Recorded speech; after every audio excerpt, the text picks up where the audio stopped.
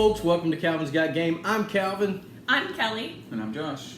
Hey, I brought some friends with me today to help me do a top 10 favorite games of all time. So instead of me just doing mine, I figured I'd get some other folks with me that play games as well, have different taste in games, so you get a more comprehensive list of some games. So hopefully you'll find something you really like. So how did I make my list? I had probably about 25. I tried to weed them down to the games that I would play. If somebody came up and said, hey, you want to play this game? I would definitely play it anytime. And that's how I made my top 10 list. I'm a relatively new gamer. I've only been playing board games for about a year. And so I have my core 4 or 5 that I love, some of the games I own, and I would just love to play. And then from there, I took the list of games that I've played this past year and just went through and tried to figure out and really narrow down which games I truly enjoy, and if I had all of the games together, which ones I would bring out first. Okay, so I had the most trouble making this list than these two guys. So what I did, I just went through all my games, and I was like, okay, which game do I want to play? You know, like what top 10 games would I play anytime with anybody? Right. Someone asked me, and I just kind of ranked them, and some of them are new. Like I've only played once or twice. So, but yeah, so that's not my top 10. Okay. Well, and you know, Kelli's going to appeal to those folks who are just really getting into gaming. So I'm glad she's here to give her opinion of what she likes. And Josh, he has a much different style of gaming than I do. Yes, he likes a lot of different games. So I think you're going to get a great variety here. So we're going to start out with Josh with his number 10. And what I'm going to try to do is I'm going to pick 4 of their games. We're going to do 10 through 6 on this video, and then we'll do 5 through 1 on the next one. And I'm going to try to at least match 4 of their games on their list. If I do that, I think I win. It's a winning condition for me. So we'll start with Josh. Okay, so I think out of us, I think they're going to have more crossovers than I will with them, because I think you're going to be surprised. I think all of you are going to be surprised. But I also made lists for them that I guess what's on their list. But my number 10, and I've only played it once, is Spirit Island, and I do own this game.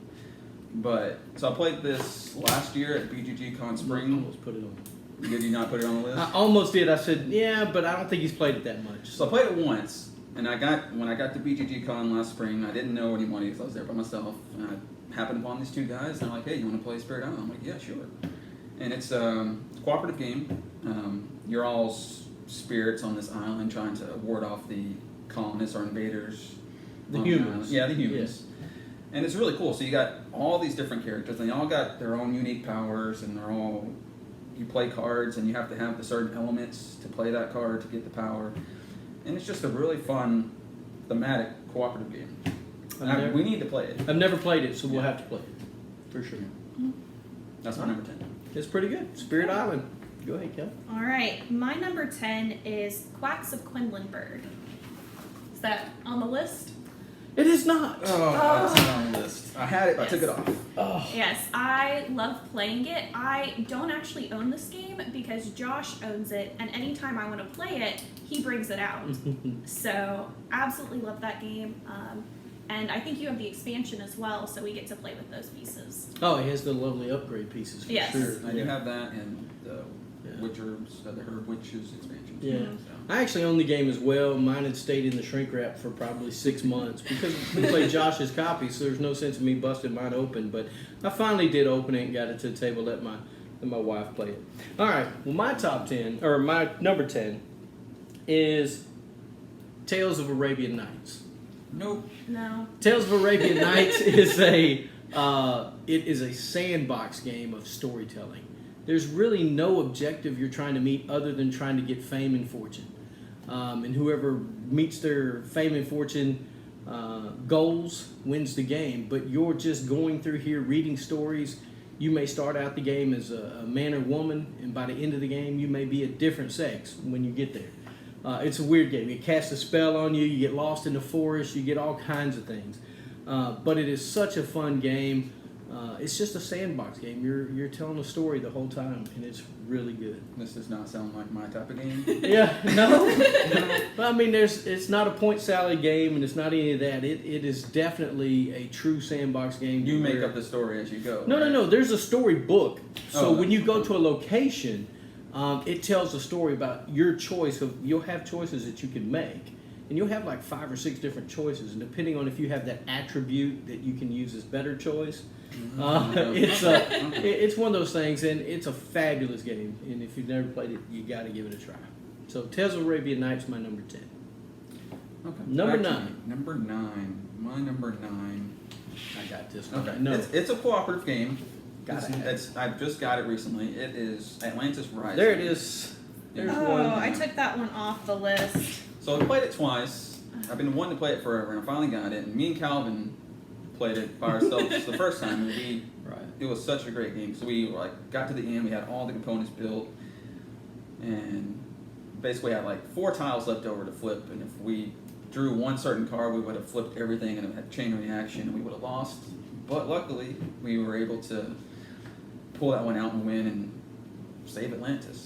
And then we played a second time with Kelli, and we lost. So it's the new gamer syndrome. But it's really fun, easy to grasp what you're going to do in this cooperative game. There's not a lot of stuff you have to. And it's a worker placement type game. I mean, you put people out on a map, so.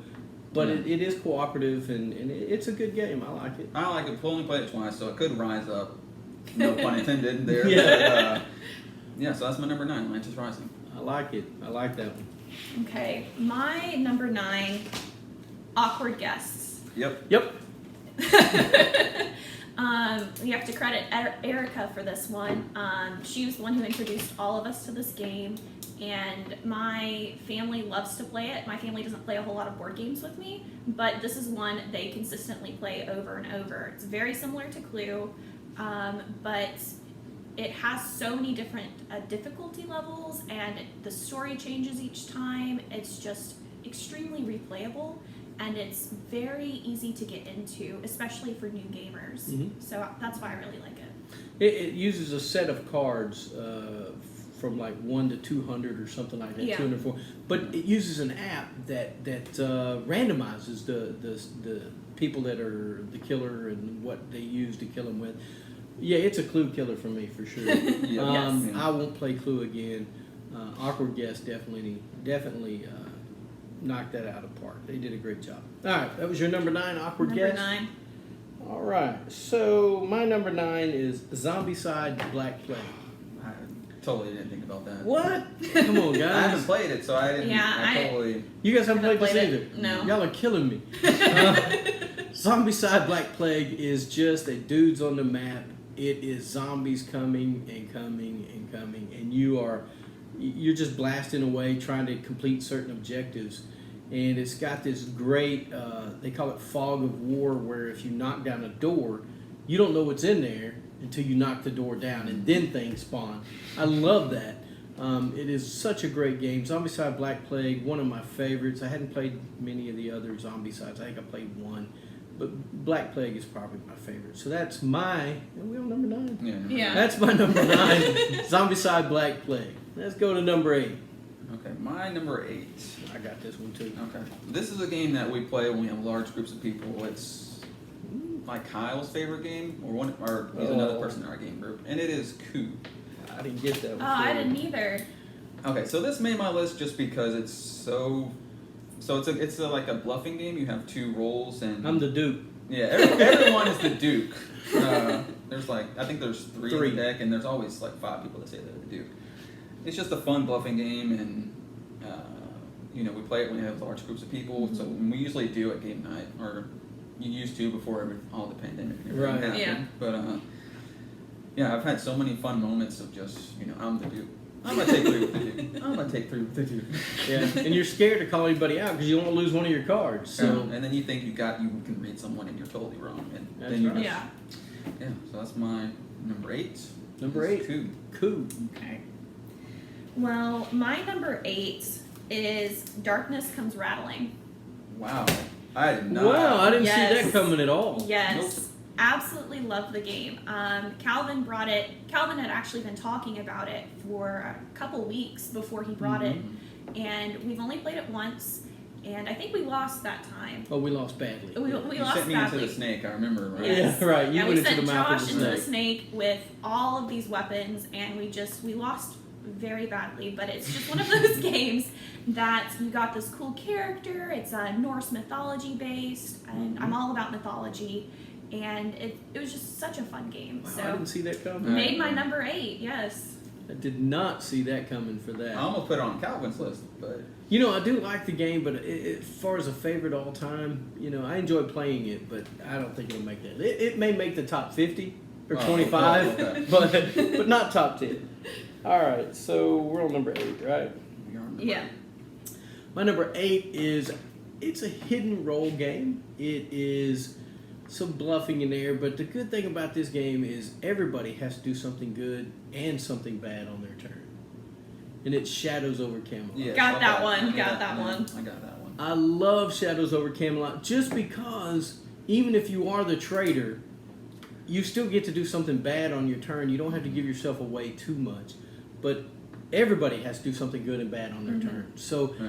it is such a fun game, and you're trying to retrieve Excalibur. You're trying to get the fight off the Black Knight, and there's some other stuff. You got to keep these pikemen and some other folks from invading. You got the Holy Grail. The Holy Grail, getting Yeah. Holy Grail, and you can all cooperate to get these things. Some of them you have to do on your own, but some of the other things you can cooperate to get them. And if you're the traitor, you're trying to make sure you get that before they do, so you can use it against them. But love Shadows over Camelot. That's my number 8.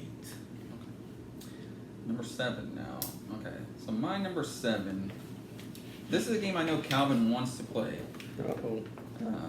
We haven't played it. I played it with my brothers, and it is Time Stories. Oh, yeah, I do, yeah. It might have been higher up on my list, but I haven't played it in forever, and I've only played the first 2 or 3 scenarios. But it's real. I like so it's a cooperative game, and you got different scenarios. So each time you play it, it's a different story. Mm-hmm. And I mean, you can play it multiple times, but once you know the story, it's kind of hard to replay it again. But yeah, you're going around like the board, and you'll flip over cards, and the cards tell you just the story, and you got to like figure out the clues, and you got to do this and that. And it's just a really fun game, and I like how different, different stories each time, and I like the theme of you're like a time traveler and you're going back, and it's just a really fun. I know Calvin really wants to play. I really want to play it, and I think that your memory's not that great, so we could go back to the first case and play it again. Well, you can. But I'm just saying you could teach us how to play it, and then when we buy the expansions, we can plug them in and play them together. True. Yeah. Yeah, I think that would probably be the best thing. Okay. I did like the first case the best so far that I've played. Really? Yeah, the first. Yeah. I thought I'd enjoy the Marcy one. That one's good too. Yeah, but anyway, Anyway, so that's I do mine like for- Time Stories. I really want to play it more, so we'll get there. All right. So I guess my number 7, right? That's what Mhm. we're doing. Yes. Calvin owns this game, and he brings it out all the time as well. It's one of love playing it. It's Room 21. Room 25. Room 25? Uh-huh. Well, I got the number wrong. Never mind. But yeah, Room 25. Okay. It's a tile placement game, I guess, where the board is all covered, and you go through and you try to find the exit. There's also a trader aspect that I really enjoy, and so I love playing that one. Yeah, and it's got 2 or 3 different modes you can play. Yeah. You can play, Yeah. some are the guards, some are the inmates trying to escape. There's one where you do have one person that's, the traitor, the guard. You can do team-based where there's 2 teams trying to get out, whoever gets out first. I don't think we played that way. No, we haven't played We that always way. play with the trader and the Of guard. course, Yeah, yeah. we like 'cause that one. We like the trader aspect. But yeah, it is such a great game, and actually, it was Josh's it was my game. before it was mine. Yeah. Josh graciously sold it to me, and I think he might regret that just a tad. I mean, you have After it. he played it. You have it. I do so- have it. We'll always play it. And you even got the right piece for it? I For did. the game? I got a hold of Matagoat Games and Yeah. said, "Hey, y'all sent me the wrong pieces, or him the wrong pieces, and they sent me the right one." So I appreciate them for that. Shout out to Matagoat Games. All right, so we're on number 7. My number 7 is Dungeons and Dragons: Legends of Drizzt or Tomb of Annihilation. Both these games are dungeon crawl games. They're set in the D&D universe, and they have such a great turn-based style of play. The mechanisms work great. You get to build your characters. You get to use the fantasy theme. I really enjoy it. You're just dungeon crawling, and you're trying to complete an objective, and I really, really like those You games. love dungeon crawls. I like dungeon crawls. I sure do. Zombicide, Black Plague. that's Come what on. I'm saying. So dungeon crawls are a big part of my board game collection, along with horror games. So I do enjoy those. So D&D, any of the D&D games, I own like 4 of them, I think, 3 or 4. I never played any of them. You guys, man, we gotta get one to the table. So I really enjoy those. I don't think y'all got those on my list. See, I told y'all y'all be surprised about my list. There's so many games that you have that we don't play. Right, Yes. that's true. I probably own about 300 and something games, and so they're at a little disadvantage on knowing my top 10 for sure. Yes. So well, let's move to number 6. This is the last one for this video. We're gonna move to saying I've only got 1 for each of them. So in the top 5, I'm gonna have to really start knocking it out the park. Okay, number 6. It's another cooperative game, and I didn't think I was gonna like this game when I first heard about it. I'm like, this game sounds dumb. You can't talk during it. Like, this is the Mind. Oh, I got that one. Yeah, I remember the first time we played. I think Calvin bought it, and me, Kyle, and Calvin played it. And there's so many moments of when you play a card, and then the next person hurries and plays the card. It's one number right after you stop playing. So the object of the game is there's 100 cards numbered 1 through 100, Yeah. and you're supposed to play them in order from descending order up. So each round you so the first round you get 1 card, and then the second round you get 2 cards, and you can't talk to anybody. Nope. And it's just so fun. I'll play at 29, and someone will play at 30. It's or and then if somebody plays, you may have a 20 out there, and everybody has like 70 and 80 in their hand, 99, 100, and they're just waiting, and they're going. And so you look at that and you're going, there's no way it jumps from 20 to 70, and you throw out the 70 and somebody goes, oh, I had the 69 or the 68, and so you have to lose a life at that point. You only get so many. So And I've never beat the game yet, but I still have fun playing it. Kyle said he beat it. I don't know. Yeah, well, if he didn't play with us, it wasn't true win. So I'm not sure he beat it. Yeah. So that's my number 6, the Mind. 6, the Mind. Nice. All right. My number 6, I'm going to pause for just dramatic effects. They're going to hate me. It's Spectre Ops. Oh, I know it. Nah. I don't hate you for that. It's a good game. Yeah, we actually just played it last week, and then, just last week actually, and I ended up changing my list this morning. I didn't tell either one of them because I knew if I said that, they would put that on the list. But I enjoy Spectre Ops very much. It has that hidden, it's got it's a player versus player, where one person is the agent trying to flip over objectives, and they know the whole board. And then the other players are hunters trying to figure out where the agent is. It's a hide and seek game, kind of difficult. And when you get to 5 players, there's a traitor aspect as well. So really eager to play it with more, but I very much enjoy that. Yeah, I knew that was going to be on the list. I had a feeling. She probably put this on her list. While we were having lunch and we kind of talked about Spectre Ops, I thought that might be on her list. But I enjoyed Spectre Ops. I thought it was a good game.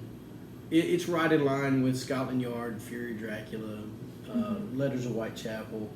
It's that. I think it's easier than those games. Though. You do? Especially Fury of Dracula. I don't think it's easier than Scotland Yard. I think they're right on the same thing, but Scotland Yard doesn't have as many places to hide as Spectre Ops. But it is a good game. Good pick, Kelly. Thank you. And I have to give Kelly some grace there because she's new to gaming, so when she plays a game and it really hits with her, she really likes it. So Gets added to my top 10 list. yeah. My number 6 is by Indie Boards and Cards, which they have quite a few games that I enjoy.